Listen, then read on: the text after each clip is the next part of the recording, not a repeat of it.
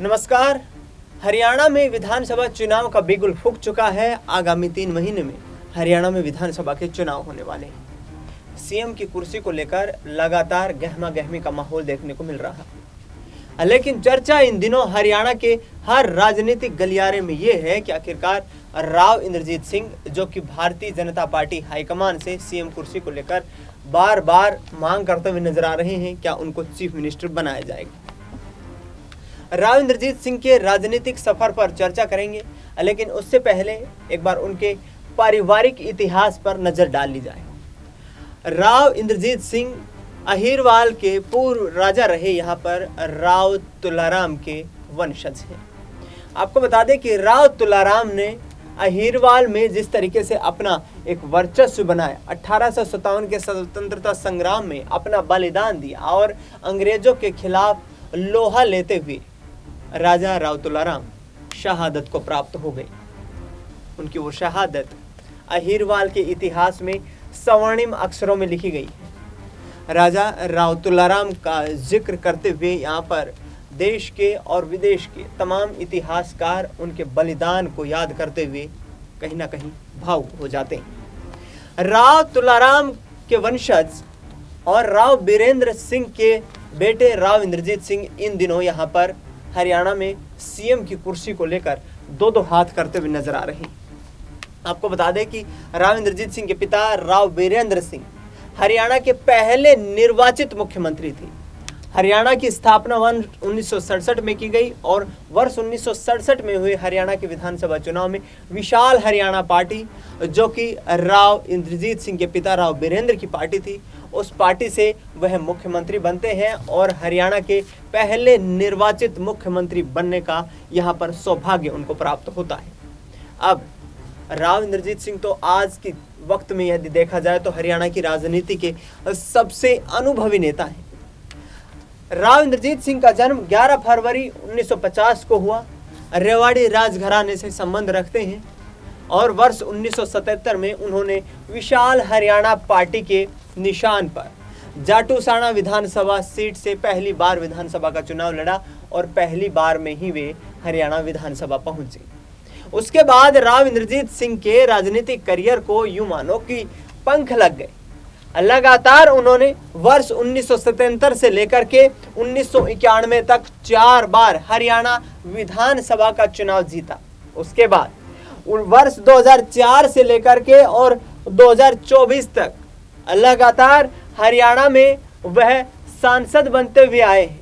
यानी कि उस वक्त महेंद्रगढ़ लोकसभा सीट, महेंद्रगढ़ जिले की सीट और वर्तमान में गुरुग्राम सीट से राव इंद्रजीत सिंह पिछले लंबे कार्यकाल से राजनीति में सक्रिय हैं और बार बार ये कहते हुए नजर आते हैं कि पिछले 45 साल की 50 साल की राजनीति में मैंने अपने ये तमाम जो हैं सियासी अनुभव साझा किए हैं और इनको महसूस किया।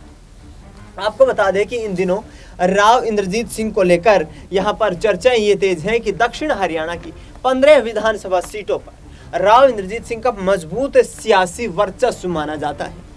राव इंद्रजीत सिंह के कहने पर ही टिकट वितरण होता है और पार्टियां अपने राजनीतिक फैसले लेती हैं। यानी कि दक्षिण हरियाणा में उनका मजबूत सियासी आधार है।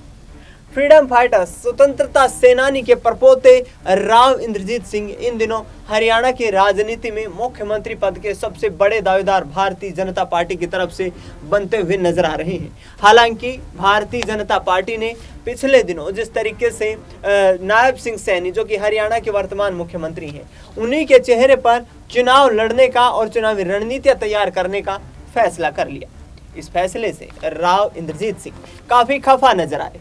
उन्होंने कहा कि ओबीसी वोट बैंक को साधने के लिए लगातार यहाँ पर मैंने संघर्ष किया है, मेहनत की है। वर्ष 1999 के लोकसभा चुनाव में तो राव इंद्रजीत सिंह को हार का भी सामना करना पड़ गया था, जिस वक्त सुधा यादव ने उनको कारगिल युद्ध में उनके पति जो शहीद हुए थे, उनकी शहादत की सहानुभूति के चलते जीत मिली थी। लेकिन उसके बाद फिर से राव इंद्रजीत सिंह ने राजनीतिक हुंकार भरी और वह लगातार चुनाव जीतते 2024 तक पहुंच गए हैं। लेकिन राव इंद्रजीत सिंह का दर्द इसलिए छलक रहा है। पिछले दिनों महेंद्रगढ़ पहुंचे राव इंद्रजीत सिंह ने कहा कि वर्ष 2004 में यूपीए 1 यानी कि मनमोहन सिंह की सरकार का पहला कार्यकाल और उस पहले कार्यकाल में मैं विदेश राज्य मंत्री था। वर्ष 2014 तक इंतजार किया। कांग्रेस पार्टी ने चीफ मिनिस्टर की कुर्सी को लेकर राव इंद्रजीत सिंह को मोहताज रखा। लिहाजा 2024 में मोदी लहर के चलते राव इंद्रजीत सिंह भारतीय जनता पार्टी का रुख करते हैं, गुरुग्राम लोकसभा सीट से चुनाव लड़ते हैं, जीत मिलती है और उन्हें केंद्रीय राज्य मंत्री बना दिया जाता है। यह सिलसिला अब भाजपा में शुरू हो गया। लेकिन राव इंद्रजीत सिंह की चीफ मिनिस्टर बनने की चाहत शुरुआती वक्त से ही थी। लगातार ये कहते हुए नजर आ रहे हैं कि दक्षिण हरियाणा से ही चंडीगढ़ तक का रास्ता तय किया जाता है, यानी कि चंडीगढ़ में सरकार तभी बनती है जब दक्षिण हरियाणा में कोई भी राजनीतिक पार्टी अपना सियासी आधार मजबूत कर लेती है। और इसकी बानगी हमने 2004 से 2014 तक देखी, जिस वक्त 10 सालों तक कांग्रेस पार्टी ने हरियाणा में सरकार बनाने का यहाँ पर काम किया। उसमें राव इंद्रजीत सिंह की काफ़ी अहम भूमिका थी, क्योंकि अहिरवाल क्षेत्र में राव इंद्रजीत सिंह की मजबूत पकड़ मानी जाती है और यहीं से सरकार किसकी बनेगी ये निर्धारण होता है। वर्तमान में देखा जाए तो गुरुग्राम जिले के अंतर्गत आने वाली तमाम सीटें, रेवाड़ी के अंतर्गत आने वाली तमाम सीटें और महेंद्रगढ़ जिले के अंतर्गत आने वाली तमाम सीटें, इन सीटों पर भारतीय जनता पार्टी का मजबूत सियासी दबदबा देखने को मिल रहा है। मनोहर लाल खट्टर को जब 2014 में पहली बार करनाल विधानसभा सीट से चुनाव लड़वाया जाता है बीजेपी हाईकमान की तरफ से, और पहली ही बार में जब वो चुनाव जीत करके आते हैं तो उन्हें यहाँ पर मुख्यमंत्री बना दिया जाता है। राव इंद्रजीत सिंह का दर्द छलकता है।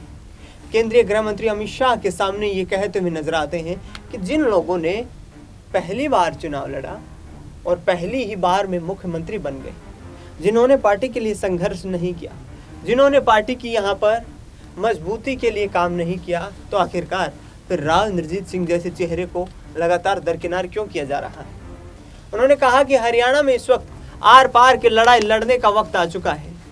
भारतीय जनता पार्टी हाईकमान तमाम जो फैसले लेती नजर आ रही है, वो फैसले यहाँ शीर्ष नेताओं से सोच समझकर विचार करके लेने चाहिए। यानी कि साफ निशाना यहाँ पर बीजेपी हाईकमान पर है कि यदि राव इंद्रजीत सिंह को मजबूत सियासी आधार नहीं दिया जाता है तो वह पार्टी छोड़कर कोई बड़ा फैसला भी ले सकते हैं। हालांकि उनके बहुत ऐसे समर्थक हैं जो उनको ये कहते कहीं ना कहीं सलाह देते हुए भी नजर आ रहे हैं कि राव इंद्रजीत सिंह को अब मुख्यमंत्री की कुर्सी के लिए कोई बड़ा सियासी कदम उठाना पड़ेगा और उसी आधार पर राजनीति तय करनी होगी।